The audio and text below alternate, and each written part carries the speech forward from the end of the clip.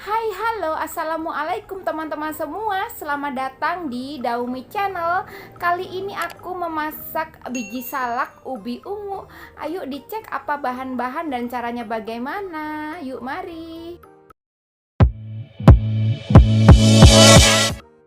Nah, ini dia. Bahan pertama adalah ubi ungu yang sudah dikukus seberat setengah kilo atau 500 gram. Kita haluskan. Nah, teman-teman, di sini sudah ada ubi ungu yang sudah dihaluskan, ada tepung sagu untuk taburan, kemudian ada gula merah, pandan, santan instan, air, lalu ada garam dan juga air untuk mengadoni dan juga air. Yuk aku sebutin rincian bahannya. Di sini sudah ada ubi ungu yang sudah dihaluskan. Ini dari setengah kilo menjadi 330 gram saja. 300 gram tepung sagu. Lalu 75 gram sagu sebagai pengental. 200 gram gula merah yang telah dipotong-potong, 3 lembar daun pandan yang sudah dipotong-potong seperti ini ya teman-teman.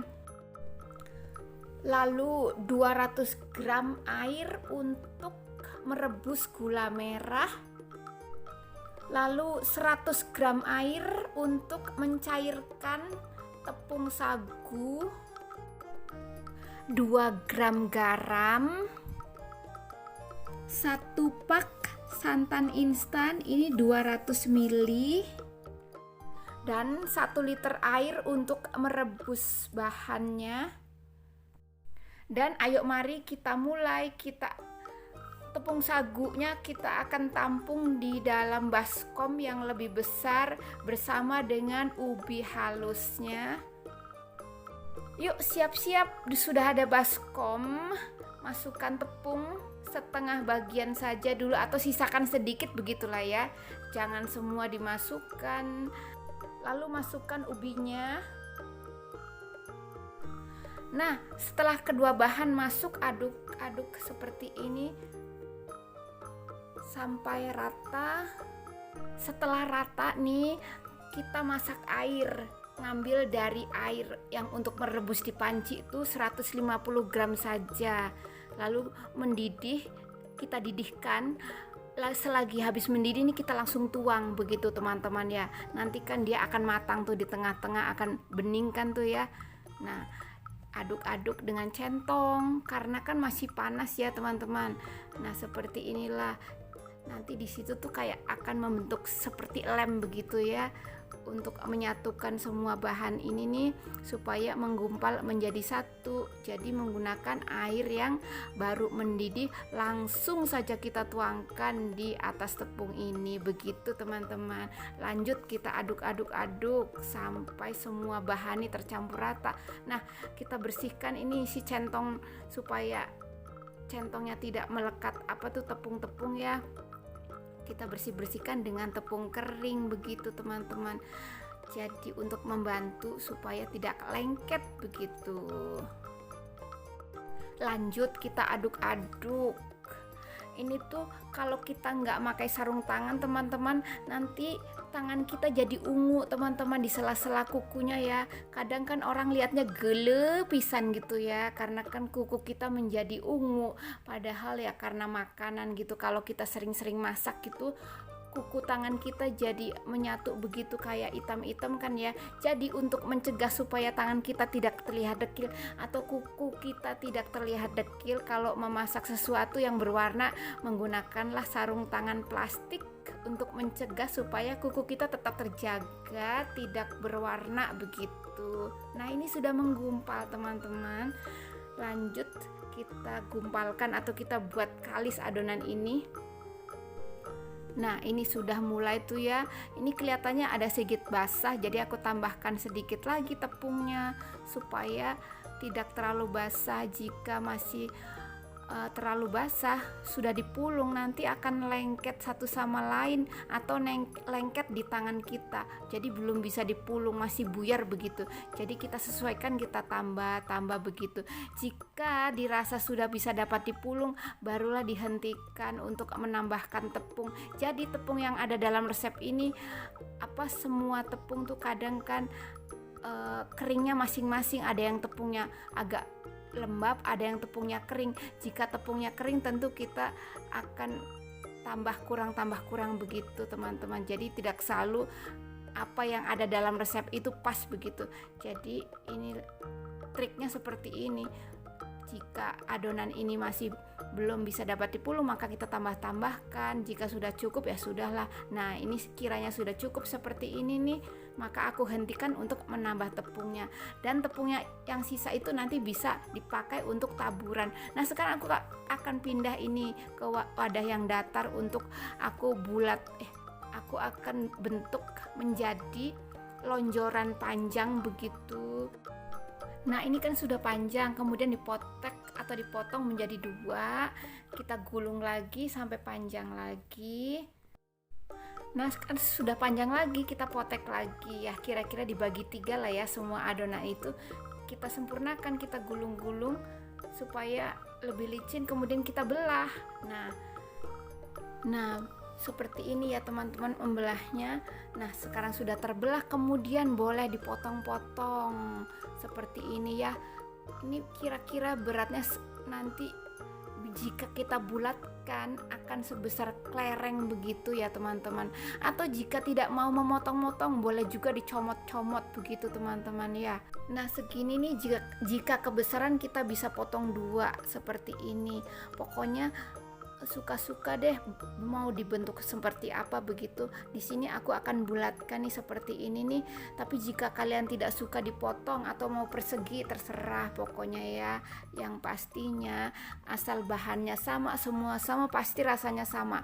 Mau bulat, mau lonjong, mau persegi, pokoknya suka-suka kita aja ya. Nah, ini sudah bulat seperti inilah kira-kira. Kita sisihkan untuk menunggu teman-teman yang lainnya. Lalu untuk mencegah supaya tidak lengket satu sama lain nih, bulatan-bulatannya kita celupkan saja nih di atas sisa tepung sagu ya. Bulat-bulat langsung taruh di atas sagu begitu. Sagu yang sisa tadi kan belum semuanya kita pakai. Jadi lakukan untuk ke seluruh adonan ya teman-teman. Nah, jika satu persatu kalian merasa cukup lama, lalu kita buatlah satu tangan menjadi 2 nih. Satu tangan kita buat 2 butiran teman-teman supaya lebih cepat ya. Jadi tidak satu-satu seperti ini. Di sini aku coba untuk membuat 2 bulatan sekaligus ya. Tapi ya seperti inilah, harus sabar tuh ya. Kalau misalnya kalian satu-satu lama, nah bisa juga dengan 2 seperti ini ya teman. Nah, selesai deh. Tuh, seperti inilah hasilnya ya, tidak bulat seperti waktu membuat satu, karena kan harus terbagi konsentrasinya, tidak hanya 1 bulatan tapi 2 bulatan harus sama persis. Jadi ya agak sedikit kotak atau apalah begitu, tidak bulat persis begitu ya. Yang penting semuanya bulat aja ya. Nah, ini adalah 2 yang terakhir ya teman-teman. Nah, ini kan sudah selesai nih.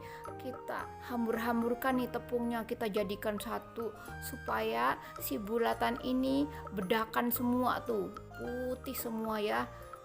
Nah, seperti inilah kita aduk-aduk pokoknya sampai semua terbalut oleh tepung sagu kering. Kemudian kita ambil nih yang sudah pada bedakan, kita kumpulkan di dalam baskom. Nah, selesai deh. Lalu kita sisihkan dulu untuk nunggu air mendidih. Kita akan masak. Nah, sebelum air mendidih tuh kita tunggu. Nah, ini kita bersihkan teman-teman untuk sebagai tambahan bahan pengental ya.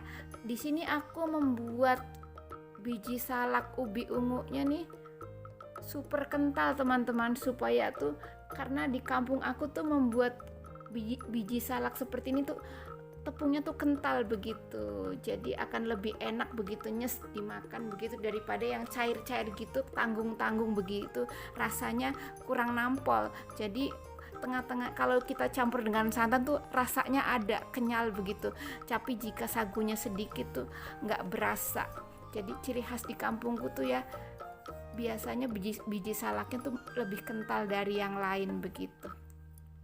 Nah selesai deh. Nah aku akan masak airnya nih teman-teman. Yuk dimasak air yang ada dalam panci. Nyalakan api. Ini panci sebelahnya ini aku akan masak gula merah teman-teman ya. Jadi sekali jalan sekali menunggu mendidih. Jadi sebelahnya memasak gula merah begitu. Dan kita tutuplah pancinya teman-teman supaya cepat mendidih ya.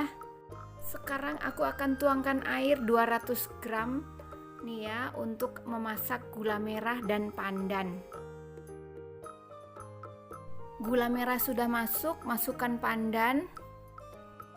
Yuk nyalakan api, kita akan didihkan. Dengan api sedang kita guncang-guncang nih supaya membantu gulanya akan cepat cair. Nah sekarang gulanya sudah mendidih tuh ya, dan panci yang satunya pun sudah mendidih. Kemudian akan aku tambahkan ini si bola ubinya ke dalam air mendidih. Masukkan. Nah bahannya nih sudah masuk, kemudian kita aduk. Pokoknya jangan sampai bawahnya tuh lengket. Kalau lengket kan nanti akan membantu cepat gosong. Jadi hindari supaya tidak gosong, supaya nanti hasilnya tuh jadi lezat ya. Jadi kalau ada gosong kan gimana gitu. Nih sebelahnya nih gulanya harus kita aduk-aduk juga supaya tidak lama-lama perlu dimasak. Ini hanya butuh supaya gula merahnya tuh larut ya teman-teman. Setelah larut maka kita matikan apinya. Nah aku cek nih, kira-kira sudah larutkah semua? Ini sudah larut teman-teman ya. Udahlah aku matikan saja apinya. Lalu aku siapkan saringan untuk langsung aku saring di atas panci ini yang berisi bola-bola ubi ungunya ya, atau bahan biji salak ubi ungu. Nah aku masukkan ya, aku saring dengan menggunakan saring yang double teman-teman, supaya tuh pasir-pasir dari gulanya tuh nyangkut, tidak ikut terbawa ke bawah sana. Nah ya, untuk menjaga supaya kita makan tuh nyaman. Jadi jika ada pasir kan kita makannya kertas-kertas begitu ya. Apalagi ini bahannya kan sagu. Kalau sagu tuh mengikat semua bahan begitu, jadi tidak terpisah. Jadi kalau kita makan, maka kalau tidak gulanya benar-benar bersih, maka akan ada kertas-kertas begitu. Itu kan sangat bahaya begitu kalau makanannya ada batu. Konon kan di dalam ginjal akan mengendap lama-lama di sana, tinggal susah untuk larut ke dalam urin kita ya. Nah tutuplah supaya mempercepat mendidih atau matang. Nah ini nih sudah mendidih ya kan. Malah kepenuhan lagi. Nah ini tuh ya, kalau sudah matang tuh ada tanda-tandanya, ini mengapung, lalu butirannya akan lebih besar teman-teman. Ini nih segede bola-bola apa gitu ya, padahal tadi kan kecil-kecil ya, kita tahu kecil-kecil sebesar kelereng, tapi ini sebesar bola bekel teman-teman kelihatannya ya. Tapi nanti setelah kita matikan api maka dia akan kempes kembali. Jangan khawatir, ini segede-gede gaban. Takut kalau mau ngunyah, takut ketelak ya teman-teman. Kita kecilkan deh apinya dulu. Nah diamkan selama 10 menit dulu teman-teman supaya matangnya tuh maksimal. Nah selagi menunggu 10 menit mendidih, kita akan larutkan ini sagu yang sisa dengan sagu yang 75 gram tadi. Kita masukkan air yang 100 gram tadi, kita masukkan ke sini nih. Aku sudah pindah gelas soalnya ya, lebih gampang. Nah aku masukkan ke sini nih kan. Lalu kita aduk deh dengan menggunakan soletan lah apalah. Di sini kan aku menggunakannya tuh dengan adukan yang untuk biji salak ya. Aduk-aduk sampai semua ini nih rata, cair. tidak ada gerindil-gerindil. Nah, tumpah deh, biarin dia tumpah sedikit, namanya juga orang masak ya, biasa emang berantakan lah. Nah tuh kan larut, kita masukkan deh, kita tuangkan ke adonan, ke biji salak yang sedang direbus. Tuh bayangkan biji salak keras begitu direbus. Enggak deh, ini dari ubi ungu, biji salak ubi ungu. Tuh masih ada sisa, kita masukkan lagi. Nah semuanya deh itu, nggak apa-apa, itu sisa yang apa, kayak pokoknya yang endap gitu. Nah aduk. Ini kan kalau kita baru memasukkan akan bergerindil gitu ya, dan belum solid, belum menyatu. Tapi nanti kalau sudah lama-lama kita aduk, maka si adonan ini akan solid dan menyatu, membentuk seperti lem begitu. Ini karena masih baru, jadi kayak belum tanek begitu ya teman-teman. Ya aduk-aduk kira-kira 5 menit lah ya. Jadi jangan pas bening langsung kita angkat. Jadi kita aduk-aduk dulu sampai si sagu ini membentuk kayak memanjang gitu, kayak sagunya tuh menyatu. Ini tuh belum menyatu. Kalau masih terputus-putus itu belum. Jadi tunggulah sampai si sagunya ini tuh, kalau kita sendok sagunya tuh kayak ada lem begitu ya. Kalau masih terpisah-pisah kayaknya itu belum cukup tanek begitu. Usahakan bawahnya tuh jangan ada nempel-nempel gitu ya, supaya si makanannya hasilnya enak, tidak ada bau rasa asap-asap atau gosong begitu ya teman-teman.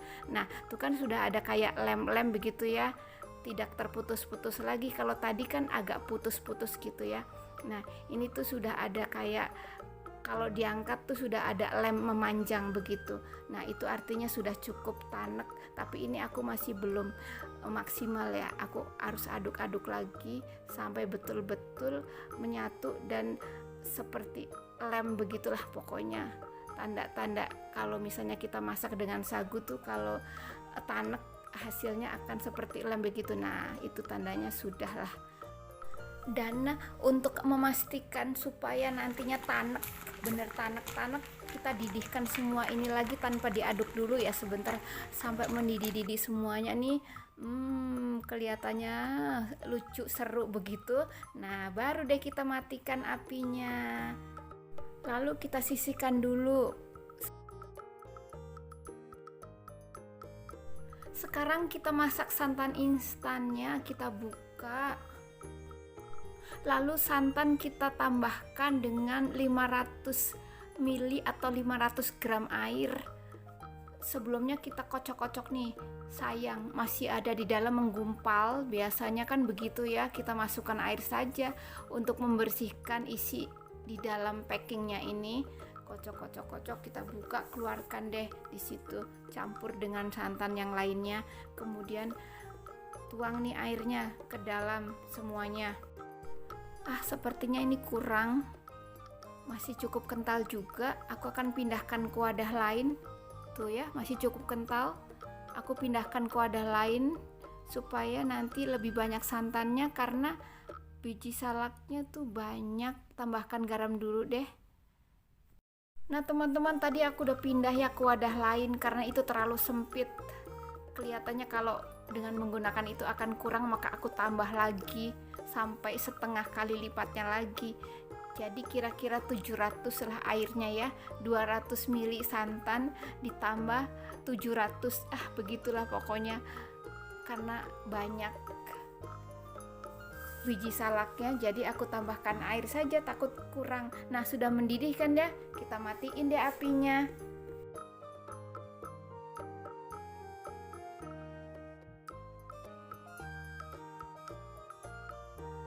Sebentar ya supaya rata, karena atasnya nih pastinya mengapung santan-santannya ya. Aku aduk-aduk, aku akan taruh di satu mangkok. Nah aku tuh lebih suka santannya tuh yang banyak ya teman-teman. Nah seperti inilah. Setelah santan, lalu aku akan sendokkan ini biji salak ungunya untuk aku taruh di dalam santan. Nah tuh seperti itu, seperti lem begitu kan ya. Nah satu sendok lagi supaya begitu ya. Pokoknya suka-suka kalian deh, mau 3 sendok, mau 1 sendok, mau berapapun terserah. Nah, saatnya deh masukkan ke dalam santan biji salak ungunya. Selesai sudah, saatnya icip-icip. Dan selamat mencoba ya teman-teman, cocok sekali untuk berbuka puasa.